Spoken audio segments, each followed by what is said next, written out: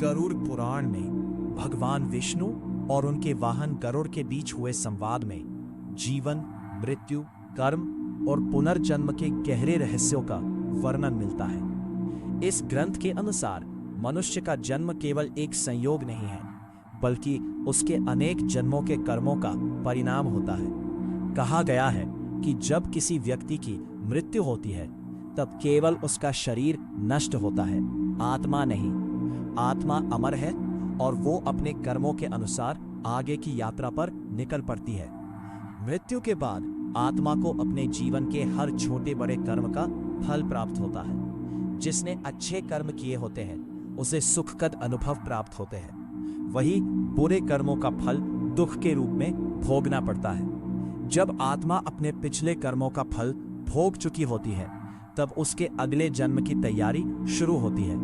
उसी समय यही निर्धारित होता है कि आत्मा को किस परिवार में जन्म लेना है, किस प्रकार का जीवन प्राप्त होगा, कितनी आयु होगी और उसे जीवन में किन सुख दुखों का सामना करना पड़ेगा। ये सब उसके पूर्व कर्मों के आधार पर तय होता है।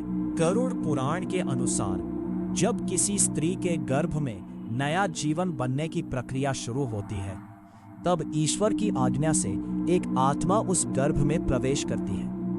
गर्भ में प्रवेश करते ही आत्मा एक नए शरीर का निर्माण प्रारंभ करती है। धीरे धीरे महीनों के साथ शरीर के अंग विकसित होने लगते हैं। कहा जाता है कि गर्भ में रहने के दौरान आत्मा को अपने अनेक पूर्व जन्मों की स्मृतियां याद रहती हैं। उसे याद आता है कि उसने कितनी बार जन्म लिया, कितनी बार मृत्यु का सामना किया, कितनी बार माता पिता, पुत्र, पत्नी और मित्रों से बिछड़ना पड़ा।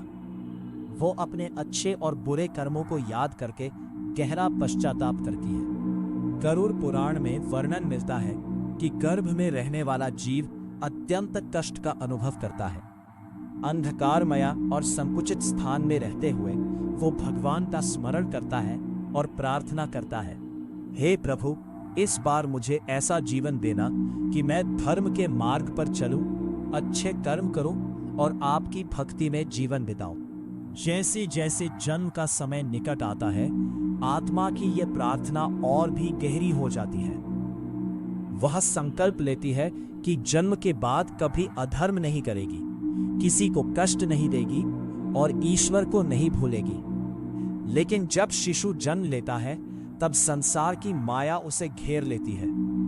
जन्म के साथ ही पूर्व जन्मों की स्मृतियां धीरे धीरे लुप्त हो जाती हैं। जो आत्मा गर्भ में ईश्वर से प्रार्थना कर रही थी, वह संसार के आकर्षण, इच्छाओं और मोह में पड़कर सब कुछ भूल जाती है। फिर वह नया जीवन शुरू करती है और कर्मों का नया चक्र आरंभ हो जाता है। गरुड़ पुराण का संदेश है कि मनुष्य को यह नहीं भूलना चाहिए कि जीवन क्षणभंगुर है।